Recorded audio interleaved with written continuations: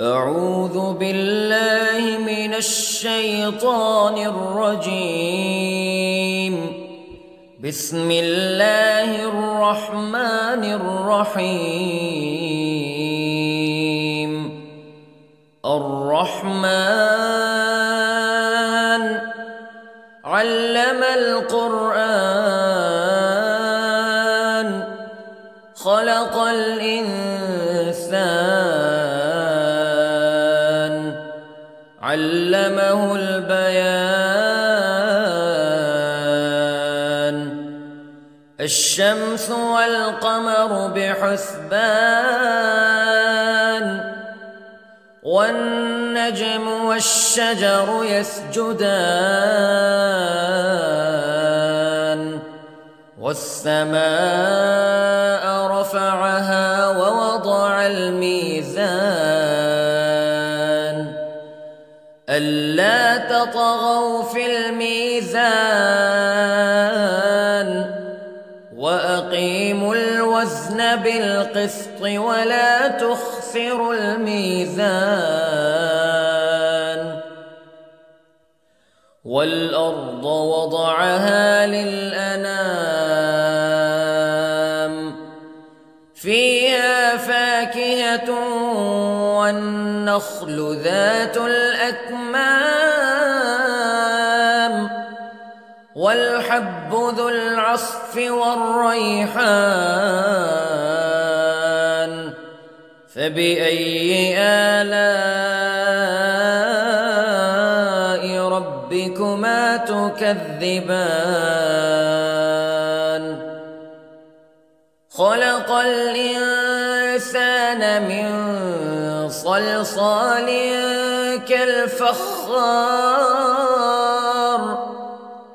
وخلق الجان من مارج من نار فبأي آلاء ربكما تكذبان. رب المشرقين ورب المغربين فبأي آلاء ربكما تكذبان. مرج البحرين يلتقيان بينهما برزخ لا يبغيان فبأي آلاء ربكما تكذبان.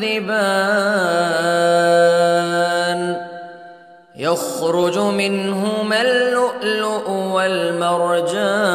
والمرجان فبأي آلاء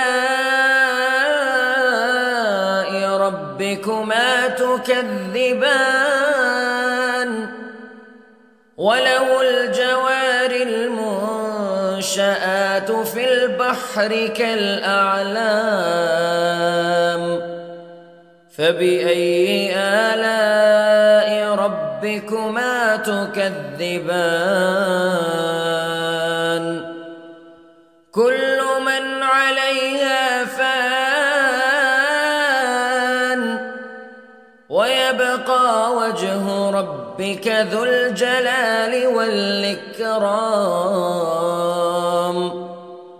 فبأي آلاء ربكما تكذبان.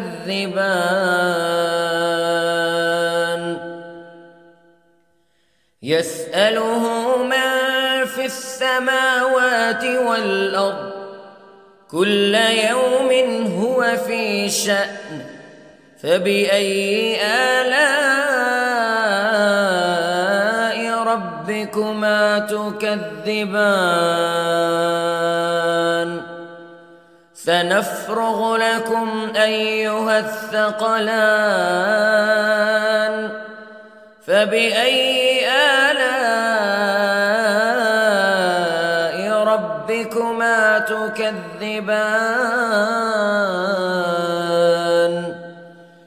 يا معشر الجن والإنس استطعتم أن تنفذوا من أقطار السماوات والأرض فانفذوا لا تنفذون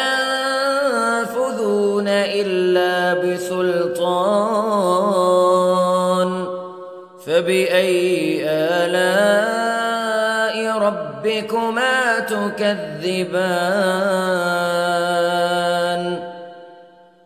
يرسل عليكما شواظ من نار ونحاس فلا تنتصران فبأي آلاء ربكما تكذبان فإذا انشقت السماء فكانت وردة كالدهان فبأي آلاء ربكما تكذبان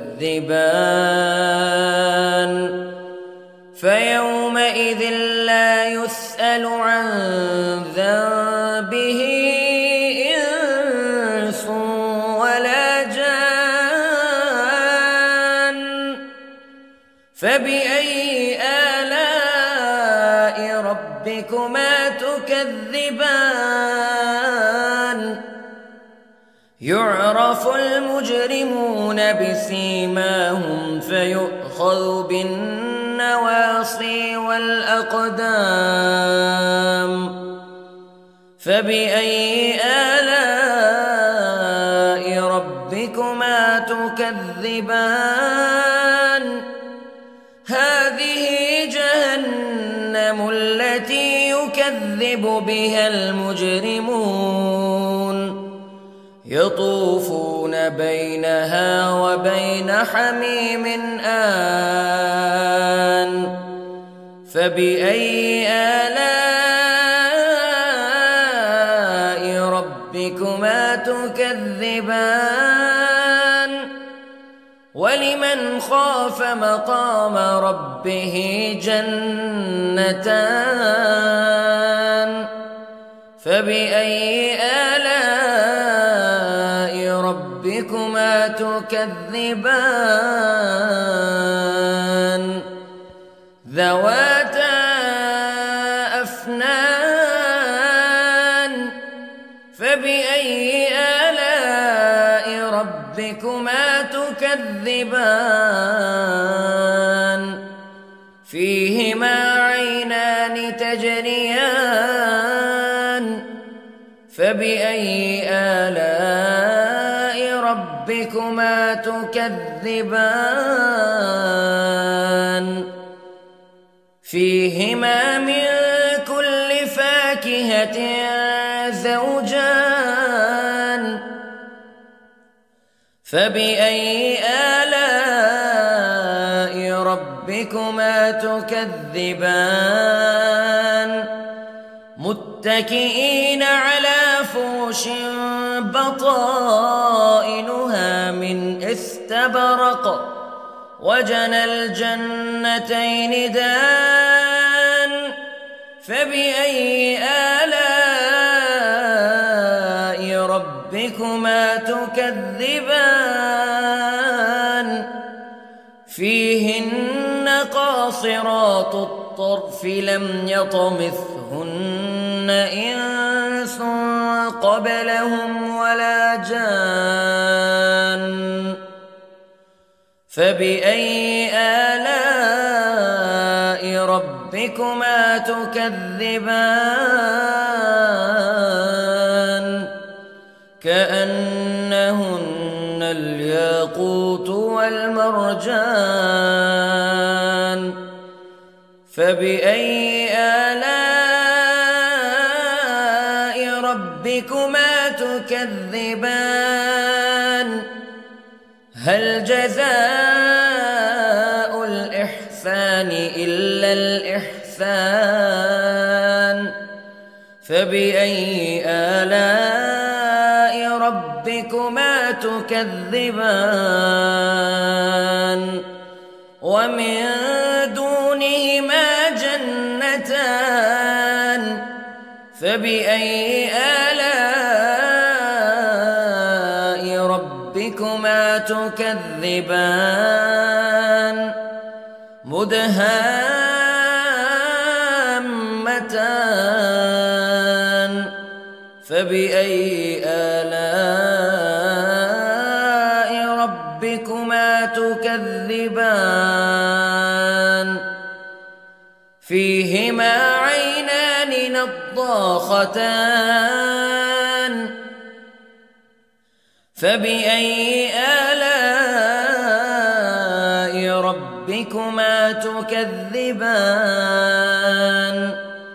فيهما فاكهة ونخل ورمان